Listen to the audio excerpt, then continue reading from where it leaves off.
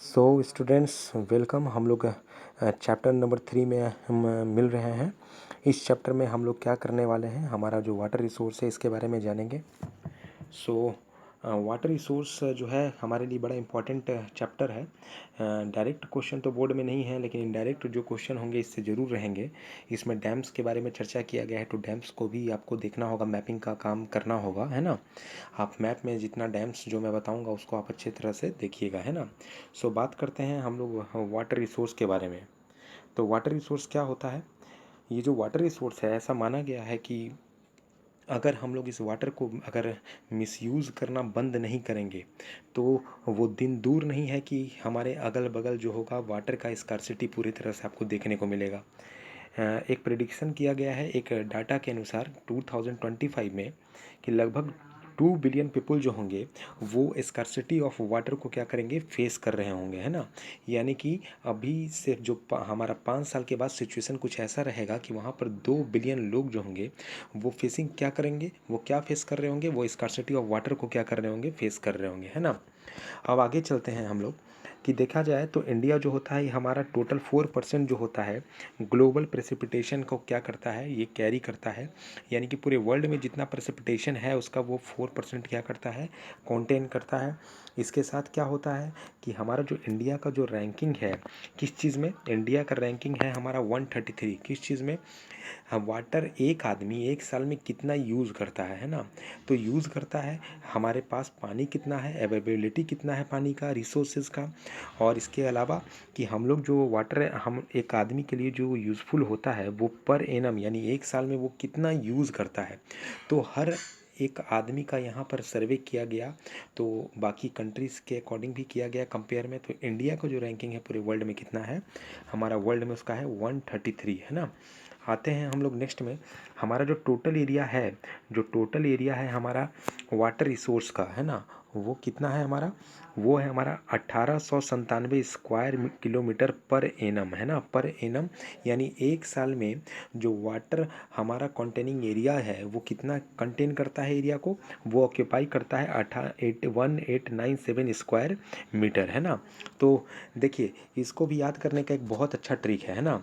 जैसे मैंने क्या बताया था, फॉरेस्ट एरिया को याद करने का मैंने एक ट्रिक बताया हुआ था कि 7 है, 8 है, उसके बाद 9 है, 9 में से 7 को किया हटाया तो यहाँ 2 हो गया। तो ये मिलियन हेक्टेयर हमारा होता था क्या, फॉरेस्ट का एरिया। तो यहाँ पर भी हम लोगों को अच्छा आपको देखने को मिलेगा एक ट्रिक क्या है कि हम यहाँ पर क्या है 1 है, इसके बाद 8 होगा, 8 के बाद 9 होगा, है ना। तो 8 9 है, तो अब क्या हुआ कि इसके बाद हमारा कौन सा वर्ड एक हमारा हो रहा है, 8 किसके बाद आता है, तो 7 के बाद। यानी आप देखिए लगातार 7 8 और 9, है ना। और देखिए इन तीनों का जो डिफरेंसेस है 8 और 9, इसके बाद 8 और 7, इन दोनों का जो डिफरेंसेस है वो कितना आ रहा है आपका 1। तो ये मैजिक नंबर होते हैं, इसको बोलते हैं ट्रिक बोलते हैं ना। इनको मैजिक नंबर का ट्रिक बोला जाता है। चीज़ों को याद करने का एक क्या होता है, एक निमोनिक्स होता है, एक कोड होता है ना। तो इस तरह से आपको डाटा को क्या होगा, याद करने में काफ़ी आसानी होगा, है ना। इसके बाद हम लोग आगे बढ़ते हैं। हमारे पास क्या है कि जैसे हम लोग मटकास का यूज़ करते हैं वाटर को प्रिजर्व करने में। तो मटका का यूज़ जो होता है जनरली ये राजस्थान जैसे इलाके में होता है ना। तो मटका जो होता है इसका क्या रीज़न है यूज़ करने का, ये इसका काम क्या है भाई। तो यहाँ पर इस कलेक्शन किया जाता है पानी का। यहाँ पर मटका एक ऐसा साधन होता है जो जो औरतें होती हैं इस एरिया में, वो क्या करती हैं, बहुत दूर से पानी को एक जगह से दूसरी जगह जाते हैं और वहाँ पर लेके आते हैं, है ना।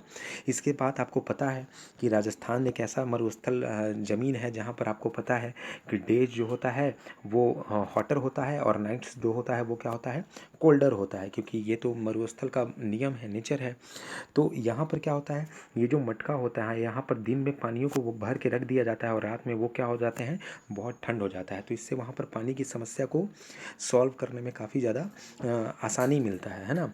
इसके बाद हम लोग क्या देखते हैं, इसके बाद हम लोग देखते हैं कि जो वाटर रिसोर्सेज है इसका एक्सप्लॉयटेशन हो रहा है, बहुत ज़्यादा मिसयूज़ हो रहा है।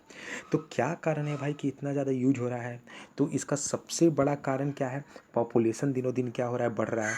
तो पॉपुलेशन के बढ़ने से लोग क्या कर रहे हैं, अपने बेसिक नीड को फुलफ़िल करना चाह रहे हैं। बेसिक नीड को फुलफ़िल करने के चक्कर में वो क्या करते हैं, अपने घर घर का यूज़, जो घर के चीज़ों का यूज होता है उसमें वो पानी का यूज, खपत जो होता है, कंजप्शन बहुत ज़्यादा करना चाहते हैं। इतना ही नहीं हो रहा है, साथ में इंडस्ट्री का भी ग्रो हो रहा है। जैसे जैसे पॉपुलेशन बढ़ रहा है, इनको जीने के लिए पैसा चाहिए, और पैसे के लिए ये लोग इंडस्ट्रियलाइजेशन पर भी डिपेंड करते हैं, है ना। सब तरह के लेबर होते हैं, है ना, स्किल्ड भी होते हैं, अनस्किल्ड भी होते हैं। तो ये लोग क्या होते हैं, इंडस्ट्री पर डिपेंड करते हैं। इंडस्ट्री से जो पैसा आता है तो उससे लोगों के पास पैसा आता है, तो पैसा आता है तो क्या होता है, इसके बाद क्या होता है कि लोगों की ज़रूरत की सामानें क्या होती हैं, वो लोग क्या सोचते हैं कि खरीदेंगे। अब ज़रूरत की सामानें को खरीदने के लिए अब छोटा सा इलाका जो होता है विलेज एरिया, वो कन्वर्ट हो जाता है किस में, हमारे अर्बन एरिया में, है ना। तो ये सब जो चीज़ें हैं, यानी विलेज जो होते हैं वो ट्रांसफॉर्म हो जाते हैं किस में, हमारा अर्बन एरियाज़ में। तो ये सब क्यों हो रहा है, क्योंकि पॉपुलेशन हो रहा है ना। तो पॉपुलेशन बढ़ रहा है, इसलिए इंडस्ट्री के पास जाएगा काम करने के लिए। इंडस्ट्री के पास काम करने के लिए जाएगा तो क्या होगा, इंडस्ट्री उसको काम देगा तो उसके लिए उसको क्या करेगा, पैसा देगा। जब पॉपुलेशन के पास पैसा आ जाएगा तो वो क्या करेगा, बेसिक नीड के लिए जाएगा दुकान में, दुकान में से सामान खरीदेगा, सारा मार्केट वहाँ पर क्या होने लगेगा, वहाँ धीरे धीरे मार्केट एरियाज़ बनने लगेंगे। यानी एक विलेज कन्वर्ट किस में हो गया, अर्बन एरिया में। तो ये सब जो है ये भी एक कारण है कि पानी का यूज़ जो हो रहा है काफ़ी ज़्यादा हो रहा है, यूज भी ज़्यादा हो रहा है, और यहाँ पर मिसयूज़ भी ज़्यादा हो रहा है। तो ये दोनों चीज़ें जो हैं ये पानी को लेकर काफ़ी ज़्यादा समस्या वाली चीज़ें को ये क्या कर रहा है, यहाँ पर ये ओरिजिनेट कर रहा है ना। इसके बाद एक और प्रॉब्लम है, ड्राई सीज़न। इतना ज़्यादा सूखा हो जाता है गर्मी के दिनों में, फसल इतनी सूखी हो जाती है कि आप अगर नॉर्मल पानी दीजिएगा तो वहाँ पर सिंचाई नहीं होगा, आपको उसको बहुत ज़्यादा पानी देना पड़ेगा, है ना। तो जहाँ पर मान लेता हूँ वहाँ पर अगर एक रिक्वायरमेंट है आपका, जैसे कि वहाँ पर 10 गैलन रिक्वायरमेंट है एक खेत में, लेकिन ड्राई सीजन होने की वजह से वो 10 गैलन में अब काम नहीं हो रहा है, वो क्या हो रहा है 50 गैलन पानी आप दीजिएगा तो थोड़ा बहुत वहाँ पर असर दिखेगा, क्योंकि मिट्टी जो है गर्म के कारण क्या हो गई, बहुत सूख गई है। उसको नॉर्मल स्टेज में आने के लिए आपको बहुत सारा पानी उसको क्या करना पड़ेगा, पानी को उसको एब्जॉर्ब करना पड़ेगा। तो इससे क्या हो रहा है, पानी बर्बाद भी हो रहा है ना। तो ये भी एक बहुत बड़ा मिसयूज़ होने का कारण है ना। इसके बाद हम लोग आते हैं नेक्स्ट, इंडिया में हाइड्रो इलेक्ट्रिक पावर से जो हमारा जो इलेक्ट्रिसिटी प्रोड्यूस्ड होता है वो कितना परसेंटेज है, वो 22% है ना। अलग अलग सेक्टर से हम लोगों को बिजली का जो प्रोडक्शन होता है वो मिलता है। कुछ हाइड्रो इलेक्ट्रिसिटी से, हमारा हाइड्रो इलेक्ट्रिक पावर से मिलता है, कुछ न्यूक्लियर से भी मिलता है, इसके बाद कुछ सोलर से भी मिलता है, कुछ विंड से भी मिलता है। अदर फॉर्म ऑफ एनर्जी से हमको क्या मिलता है, को कन्वर्सन ऑफ इलेक्ट्रिसिटी मिलता है। तो इसमें हाइड्रो इलेक्ट्रिक का कितना परसेंटेज है, तो ये हमारा 22% है ना। इसके बाद हम लोग नेक्स्ट चलते हैं, तो आपको नेक्स्ट क्या देखना है, डैम्स क्या होता है। तो डैम्स जो होता है फ्लोइंग वाटर जो होता है, बहुत वहाँ से नदियों से पानी आता है, तो बहुत तेज़ वाटर वो रनिंग फ्लो में होता है, तो उसको रोकने के लिए एक वहाँ एक बैरियर क्रिएट किया जाता है ना। तो इसको क्या बोलते हैं, डैम्स बोलते हैं, है ना। जवाहरलाल नेहरू ने ऐसा बोला है कि ये जो डैम्स हैं ये टेम्पल ऑफ मॉडर्न इंडिया है। मतलब आपको पता है कि मंदिरों में भगवान मिलते हैं, भगवान के पास जाइएगा तो सारा प्रॉब्लम का सॉल्यूशन मिलेगा। तो डैम्स भी एक मंदिर है ना। डैम्स भी क्या है, एक मंदिर है, जहाँ पर भगवान नहीं, भगवान के ही आपके सिनोनिमस वहाँ कौन है, वहाँ पर फॉर्म ऑफ रिसोर्स वाटर है, जो हर चीज़ की समस्या को क्या करता है, पूरा करता है। इसलिए उन्होंने क्या कहा है, टेम्पल ऑफ मॉडर्न इंडिया। आने वाले समय का इसे एक मंदिर माना है, किसको, डैम्स को, है ना। इसके बाद हम लोग आगे बढ़ते हैं, तो देखिए ये सारा हमारा मल्टी पर्पस प्रोजेक्ट्स है। यहाँ ये जो है काफ़ी इम्पॉर्टेंट है, बोर्ड में अगर कुछ भी पूछा जाएगा तो क्वेश्चन आपका यहाँ से ही रहेगा, है ना। इस चैप्टर में जो है बोर्ड का जो क्वेश्चन बनेगा यहाँ से बनेगा, क्योंकि यहाँ पर आपको बोर्ड में आएगा मैपिंग का काम। क्या आएगा, मैपिंग करने का काम। ये जो मैप वर्क होगा आपको यहाँ पर आपको देखने को मिलेगा। मैप वर्क कहाँ से आएगा, तो इतना आपको इस चैप्टर में मैपिंग का काम करना है, तो इससे ऑब्जेक्टिव का भी काम हो जाएगा और मैप का भी काम हो जाएगा। इसको आपको याद करना पड़ेगा, है ना। मैंने लिस्ट को एक जगह कर दिया। सलाल डैम कहाँ पर है, जम्मू कश्मीर में। भाखरा नंगल डैम कहाँ है, भाखरा नंगल जो डैम है ये सतलुज रिवर के पास वहाँ पर है, और ये हिमाचल प्रदेश का रीजन है, और कुछ रीजन जो है ये पंजाब को भी टच करता है ना। इसके बाद क्या है, हमारा टेहरी डैम, है ना। जैसे हमने बीज बचाओ आंदोलन हमने पढ़ा था, तो टेहरी डैम कहाँ पर है, ये उत्तराखंड में है। राणा प्रताप सागर डैम, राणा प्रताप, महाराजा प्रताप कहाँ पर थे, महाराजा प्रताप कहाँ के के रहने वाले हैं। सिंपल सी चीज़ है, जब प्रतापी राजाओं का जब दिमाग में बात आता है तो राजस्थान का जो भूमि होता है दिमाग में ये आता है। तो इससे हम लोग क्या बोलते हैं, राजस्थान वाले इलाके में रावत भाटा, वहाँ एक जगह है रावत भाटा, किस चीज़ के लिए फेमस है, ये फेमस है सोलर प्लांट के लिए, है ना, ये फेमस है सोलर प्लांट के लिए, इसको याद रखिएगा, है ना। तो ये चीज़ को ध्यान में रख। इसके बाद हम लोग चलते हैं, हम लोग आगे बढ़ते हैं। तो आगे हमारा क्या है, सरदार सरोवर डैम। क्या है हमारा, सरदार सरोवर डैम। सरदार सरोवर डैम जैसा सरदार वल्लभ भाई पटेल पहले होम मिनिस्टर और आयरन मैन के नाम से जाने जाते थे, है ना। तो ये गुजरात वाला एरिया है, वहाँ पर ये डैम है। और कहाँ पर, कौन से नदी के पास, ये नर्मदा नदी के पास है। इस पर एक एनजीओ भी आया। उस एनजीओ का नाम क्या था, उस एनजीओ का ये नाम था, उस एनजीओ का नाम मैंने पहले भी बताया है। वो जो एनजीओ है वो क्या है, वो है नॉन गवर्नमेंटल ऑर्गेनाइजेशन। और नॉन जिसमें गवर्नमेंट की कोई भी रोल, उसमें कुछ कोई भी रोल नहीं होता। और वो जो होता है वो क्या करते हैं, उनका मेन मकसद होता है कि नर्मदा नदी के अगल बगल की चीज़ों को क्या करना, वो प्रिवेंट करना है। आगे देखेंगे इसको। इसके बाद हम लोग आते हैं हीराकुंड डैम, है ना। हीराकुंड डैम जो है ये उड़ीसा में है। इस किसके बगल में, महानदी रिवर के बगल में, है ना। इसके बाद क्या है हमारा जो है नागार्जुना डैम, सागर डैम, ये कहाँ पर है, ये है आंध्र प्रदेश वाला में। ये कंफ्यूज मत कीजिएगा, अरुणाचल प्रदेश मत इसको समझ लीजिएगा। ये क्या है हमारा, ये है हमारा आंध्र प्रदेश। कहाँ पर, कौन सा नदी, कृष्णा, है ना, ये कृष्णा रिवर के पास है ना। और एक लास्ट हमारा क्या बचता है, तुंगा भद्रा डैम। इसको हम लोग बोलते हैं पंपा सागर, इसको पंपा सागर डैम भी बोला जाता है, याद करिएगा, है ना। बोर्ड में कभी कभी ऐसा कर सकता है, इस नाम से नहीं इस नाम से दे देगा, है ना। तो याद रखिएगा। ये कहाँ पर है, ये कर्नाटक में है। तो यहाँ पर तुंगा भद्रा रिवर है, उसके नाम पर ये हमारा तुंगा भद्रा डैम है।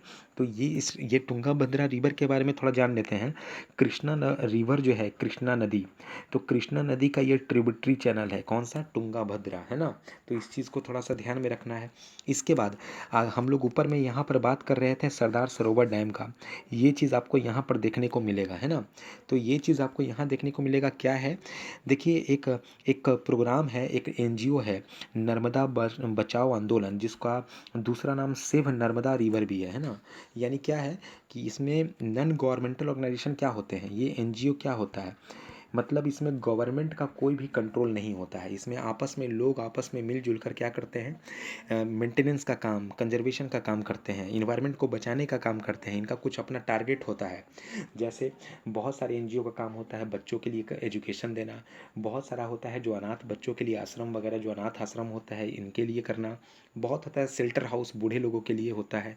तो हर लोगों का एक अपना अपना जो गोल होता है, अपना जो फोकस एरिया होता है वो अलग अलग होता है।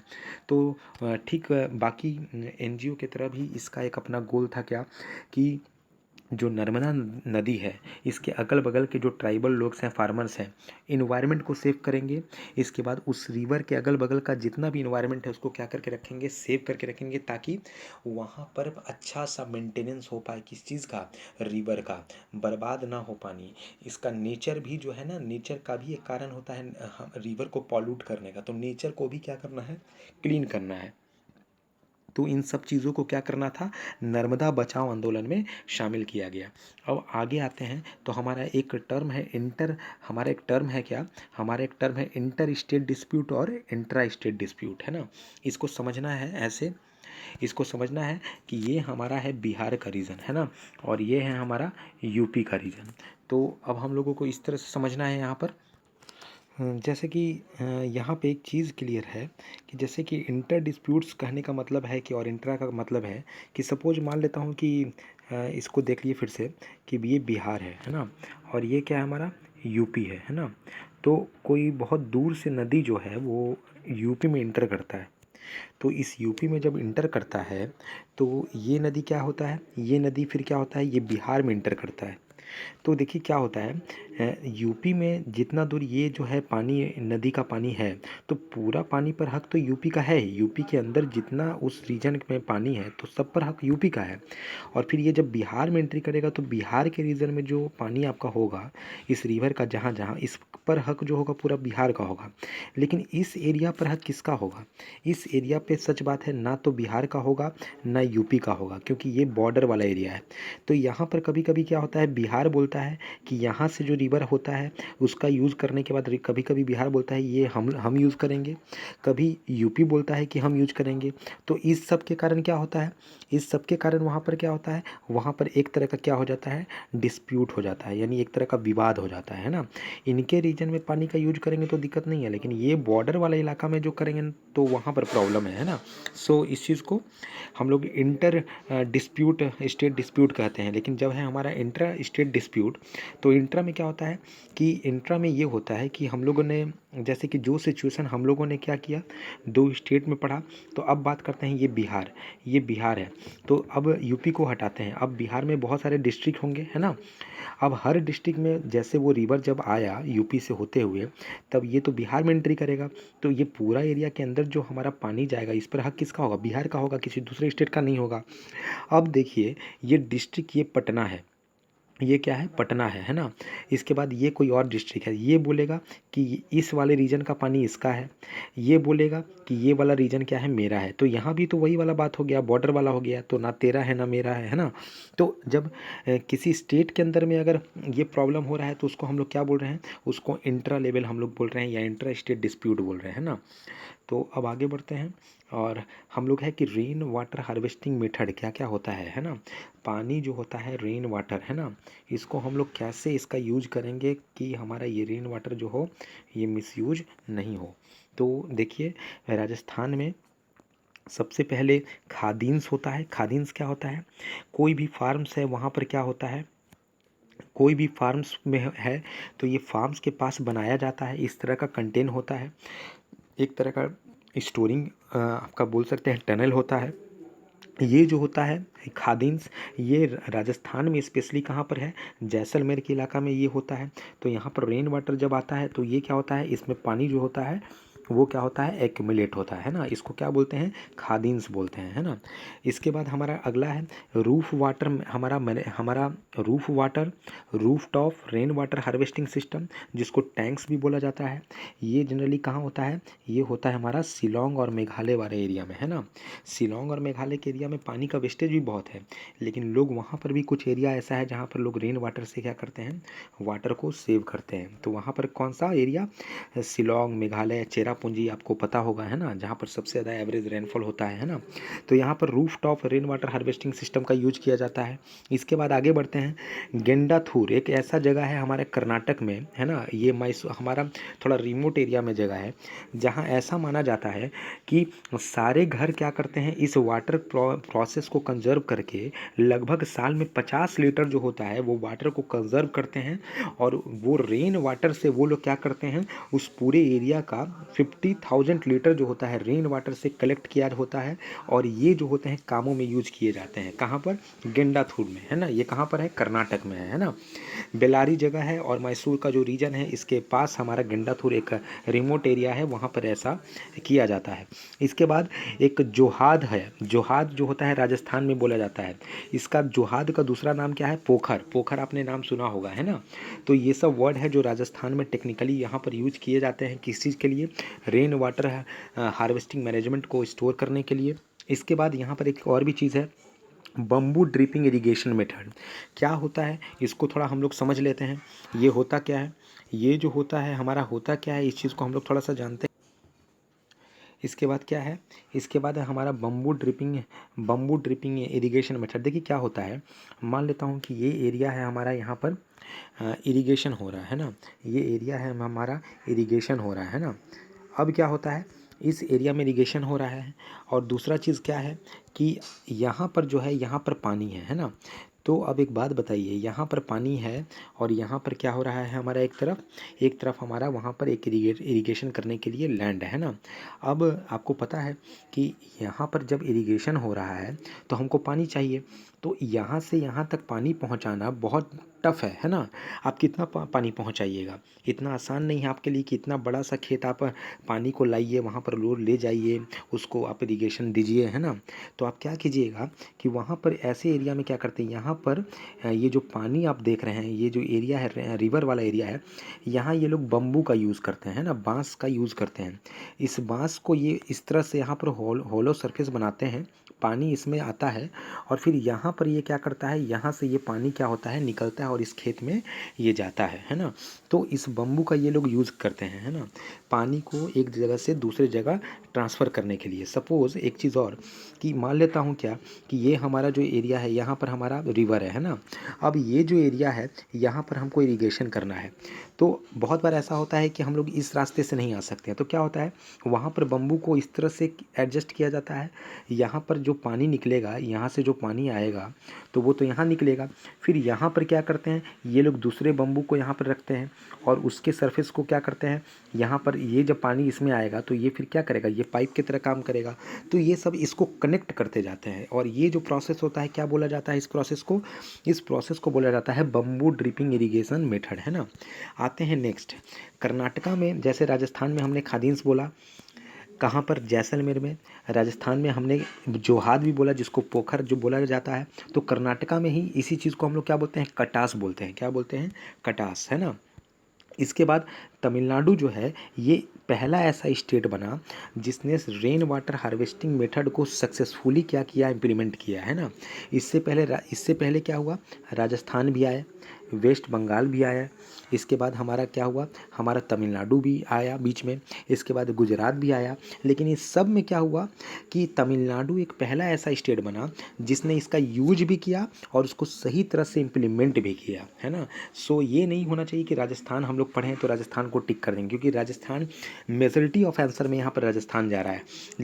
लेकिन यहाँ पर जब बात पहले की होगी तो वो कौन सा होगा, हमारा रूफ टैप, हमारा रेन वाटर का जो हार्वेस्टिंग सिस्टम को अपनाने वाला होगा सक्सेसफुली, वो कौन सा होगा, हमारा तमिलनाडु, है ना। मतलब ये तमिलनाडु एक ऐसा स्टेट है जहाँ पर घर के ऊपर में छत पर पानी को स्टोर किया जाता है, रेन वाटर के टाइप, है ना, जब वहाँ पर रेनफॉल होती है तो। और उसके बाद क्या होता है, यहाँ पर एक पाइप से एक इंटरकनेक्शन क्या करके इसको ग्राउंड लेवल पर इसको कनेक्ट किया जाता है। ये जब ऊपर में छत है, ऊपर में छत पर पानी को जमा किया गया, इसके बाद छत से ही एक कनेक्शन किया गया पाइप का हमारे ग्राउंड सरफेस एरिया पे। ग्राउंड पर आने के बाद इसको अलग अलग हमारा जो कल होता है उस कल से क्या किया गया, इंटरलिंक किया गया। अब क्या हुआ, घर में कहीं पर आपको डोमेस्टिक यूज़ करना है तो आप इसका यूज़ कीजिएगा, अगर कपड़े भी खींचने हैं डोमेस्टिक यूज़ में तो आप अलग अलग मीन्स है तो आप इसी पानी को क्या कीजिएगा, यूज़ कीजिएगा। बहुत रिमोट एरिया होता है तो वहाँ पर इस वाटर को आपको पीने का भी काम किया जाता है। तो इस चीज़ों को आपको ध्यान से रखना है। इस चैप्टर में हमारा जो है बस इतना ही है। इसमें एक चीज़ आपको ध्यान से रखना है कि आपका जो इस चैप्टर में हमने जो अभी डैम्स के बारे में बोला है, इस डैम्स को अच्छे तरह से आपको क्या करना है, लर्न करना है। इसके साथ आपको क्या करना है, इसको आपको मैप में आपको खोजना है। अगर नहीं मिलता है तो आप गूगल का भी आप हेल्प ले सकते हैं, उसके बाद आप मेरी हेल्प लीजिए, लेकिन पहले ट्राई कीजिए कि आप इसको खोजिए, है ना।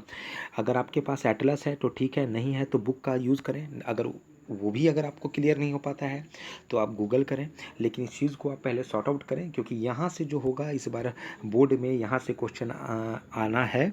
ये पिछले बार भी, अभी भी, इस बार भी आए हैं और इस बार भी आना है ना। तो यहाँ से 100% गारंटी कि इस चैप्टर में से यहीं से क्वेश्चन आएगा, ये 100% इस चीज़ का गारंटी है ना।